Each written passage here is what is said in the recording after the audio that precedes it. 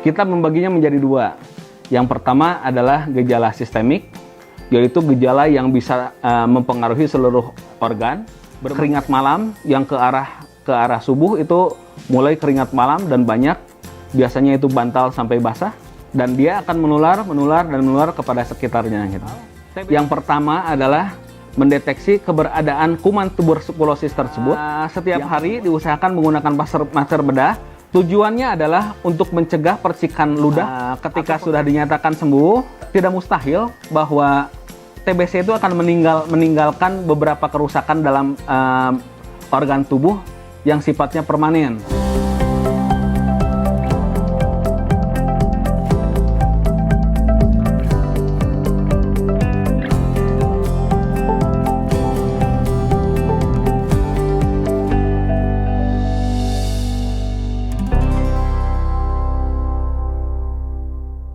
Selamat pagi, sahabat Ruang Dokter. Saya Hendarsa Suryadinata. Saya staf Divisi Respirologi dan Kritis Respirasi, Departemen Ilmu Penyakit Dalam, Fakultas Kedokteran Universitas Padjadjaran, Rumah Sakit Umum Pusat Dr. Hasan Sadikin Bandung. Saat ini akan berbagi dengan sahabat sekalian, sharing informasi tentang penyakit tuberkulosis.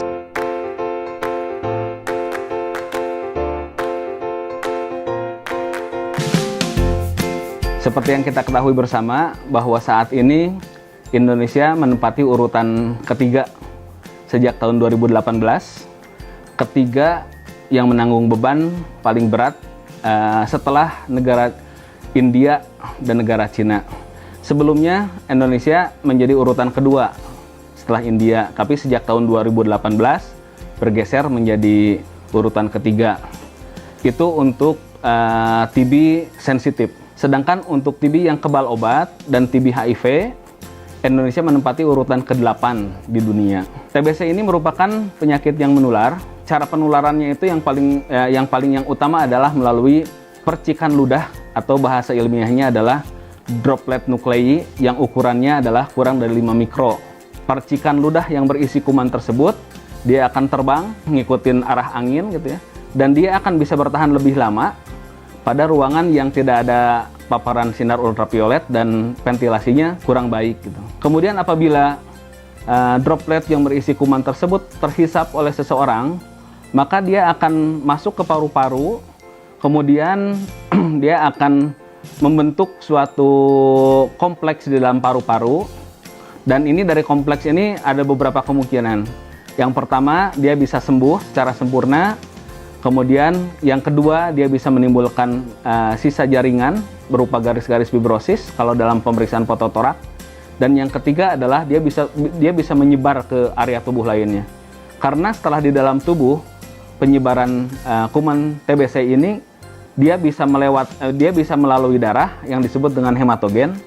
Kemudian bisa melalui saluran limfatik, itu yang disebut dengan limfogenik. Dan yang terakhir adalah perkontinuitatum. Dia bisa menyebar ke daerah-daerah sekitarnya gitu.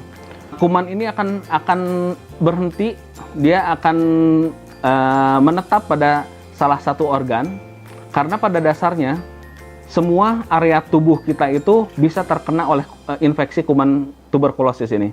Kecuali 3 hal. Yang pertama adalah rambut kita, gigi kita, dan kuku kita gitu. Kita membaginya menjadi dua. Yang pertama adalah gejala sistemik, yaitu gejala yang bisa mempengaruhi seluruh organ, bermanifestasi pada seluruh tubuh kita. Dimanapun TBC adanya, mau di TBC paru ataupun di ekstra paru, dia akan menimbulkan gejala sistemik tersebut. Gejala sistemiknya diantaranya adalah berat badan menurun, kemudian ada panas badan yang tidak terlalu tinggi, hilang timbul tidak teratur, keringat malam yang ke arah subuh itu mulai keringat malam dan banyak, biasanya itu bantal sampai basah. Kemudian penurunan nafsu makan dan lain-lain. Kemudian yang kelompok yang kedua adalah gejala organik.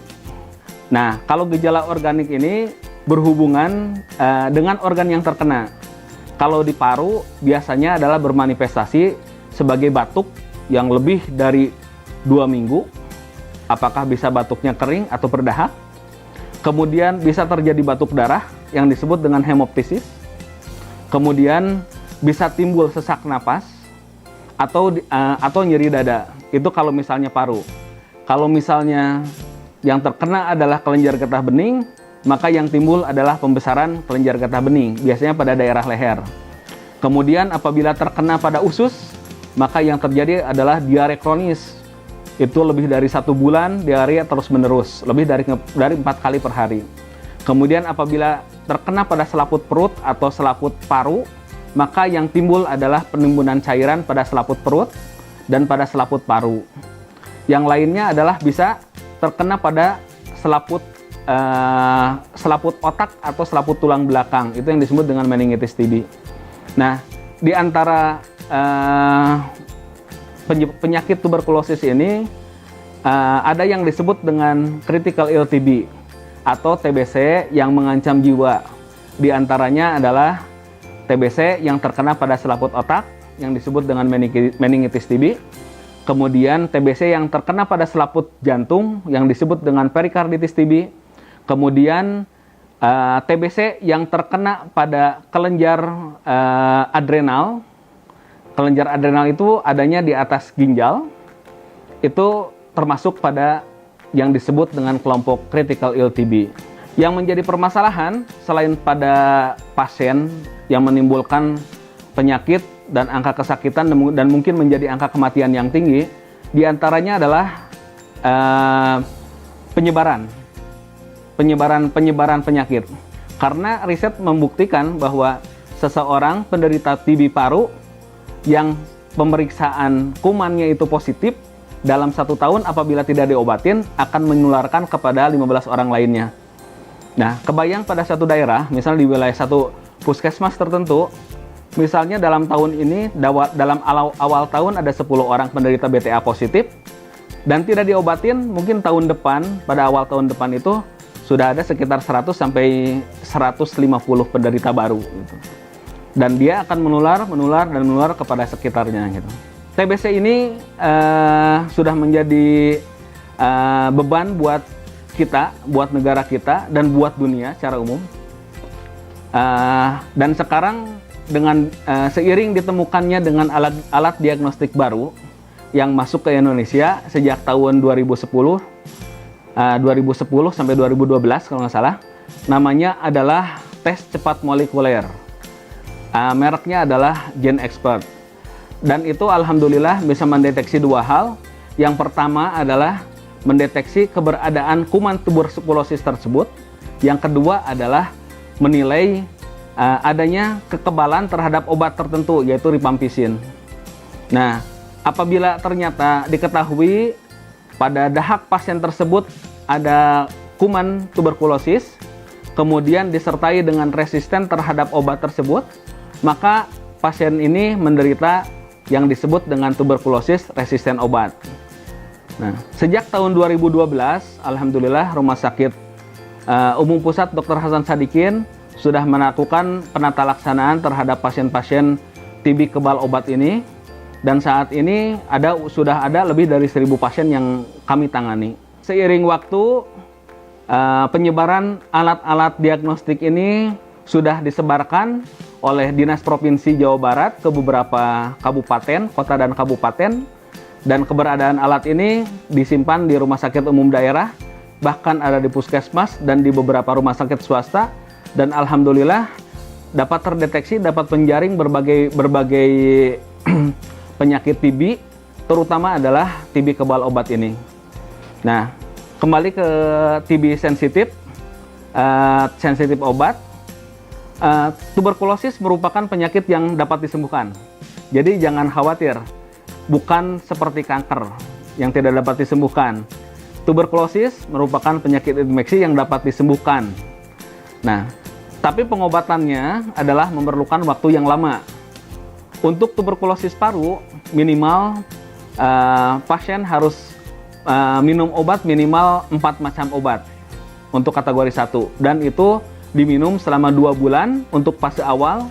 Untuk fase lanjutan adalah 2 obat yang dilanjutkan sampai bulan ke-6. Sedangkan untuk TB ekstra paru seperti yang tadi sebelumnya saya sebutkan, itu akan memerlukan lama pengobatan yang lebih lama, yang bervariasi antara 9 bulan sampai 12 bulan. Penting untuk diketahui bahwa pengobatan ini tidak boleh putus, karena apabila putus dia akan menimbulkan proses mutasi pada bakteri kuman tuberkulosis tersebut, yang menimbulkan terjadinya adalah kuman-kuman yang resisten terhadap obat. Kita bisa bayangkan bahwa tuberkulosis paru yang biasa itu, yang sensitif obat, itu hanya 6 bulan, sedangkan tuberkulosis paru yang resisten obat atau yang kebal obat itu membutuhkan pengobatan antara 22 sampai 24 bulan. Dengan sekitar 8 bulan itu diantaranya adalah dilakukan pengobatan dengan cara suntik selain obat yang diminum. Setelah pasien mendapatkan pengobatan lebih lanjut, kemudian akan dilakukan pemeriksaan, yaitu dalam 2 bulan pertama itu adalah dilakukan pemeriksaan selama 2 minggu sekali. Dan ketika setelah 2 bulan lewat, maka dilakukan pemeriksaan setiap 1 bulan sekali sampai dinyatakan pasien ini sembuh. Apa saja kriterianya yang dikatakan dengan sembuh? Yang pertama adalah kita menilai dari proses konversi. Konversi itu adalah menghilangnya kuman bakteri tuberkulosis yang ada dalam dahak yang sebelumnya terdeteksi, itu menghilang pada akhir bulan kedua. Kemudian dilakukan lagi pemeriksaan ulang, yaitu pada akhir bulan kelima dan bulan keenam. Apabila negatif, kemudian ada perubahan secara klinis, diantaranya adalah ada peningkatan berat badan, kemudian berbagai gejala yang tadi saya awal sampaikan itu sudah menghilang semua, maka pasien tersebut dinyatakan telah sembuh.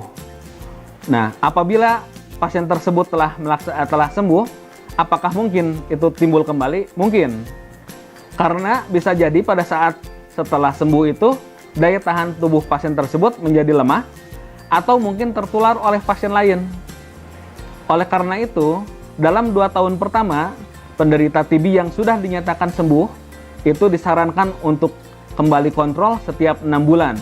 Yang dilakukan adalah lakukan anamnesis, wawancara, kemudian dilakukan pemeriksaan fisik, kemudian dilakukan pemeriksaan penunjang yang diperlukan. Biasanya adalah pemeriksaan dahak bakteri tahan asam. Nah, apabila ternyata tidak ada, alhamdulillah berarti angka relapse-nya 0 atau tidak terjadi. Seperti yang kita ketahui, ada beberapa tindakan preventif gitu. Untuk pasien-pasien yang belum terkena, pasien TBC sebaiknya menggunakan masker. Cukup masker bedah. Pasien itu setiap hari diusahakan menggunakan masker bedah. Tujuannya adalah untuk mencegah percikan ludah atau percikan dahak itu kemana-mana. Dia akan menempel pada bagian dalam dari masker tersebut, sehingga dia tidak terbang kemana-mana. Yang kedua adalah perbaiki ventilasi di ruangan tempat pasien tersebut tinggal. Kalau bisa dipasang genteng kaca, dibuat lubang, kemudian biar sinar matahari bisa masuk ke dalam ruangan. Yang ketiga adalah ventilasi aliran udara yang cukup. Jadi bisa dibuka gerbang dan kemudian bisa dibuatkan jendela yang bisa mengalirkan udara tersebut. Diupayakan untuk mencegah tertularnya, keluarga yang tinggal serumah itu sebaiknya memang terpisah dulu dari ruangannya gitu ya. Tapi itu pun tidak menjamin, tapi itu merupakan bagian usaha untuk mencegahnya penularan. Tapi kalau untuk alat makan, untuk gelas, piring, sendok, meja itu tidak perlu dipisah. Karena dia tidak menular lewat alat makan atau yang telah digunakan secara bersama-sama. Kemudian untuk pasien tersebut, dalam proses penyembuhan itu ada yang disebut dengan prevensi sekunder. Prevensi sekunder itu atau pencegahan sekunder itu adalah tujuannya adalah untuk mencegah komplikasi yang lebih lanjut. Tentunya adalah tindakan ini adalah dengan cara meminum obat sesuai dengan aturan. waktunya itu sesuai dengan waktu yang ditetapkan dan tidak bolong.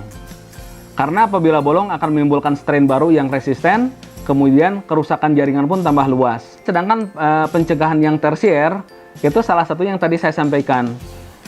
Ketika sudah dinyatakan sembuh, tidak mustahil bahwa TBC itu akan meninggalkan beberapa kerusakan dalam organ tubuh yang sifatnya permanen.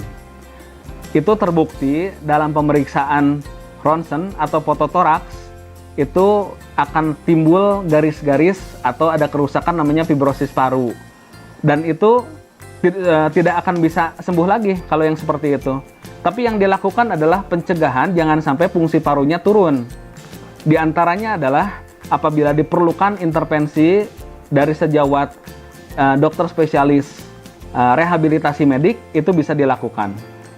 Oke. Demikian informasi tentang penyakit tuberkulosis ini, mudah-mudahan membawa kebaikan buat sahabat semua, membuat sahabat semua menjadi paham, dan sahabat bisa ikut menyampaikan tentang pesan kesehatan ini, sehingga program pemerintah yang mempunyai target bahwa tahun 2035 itu Indonesia sudah bebas TBC, insya Allah dapat tercapai. Demikian, wabillahi taufiq wal hidayah. Assalamualaikum warahmatullahi wabarakatuh.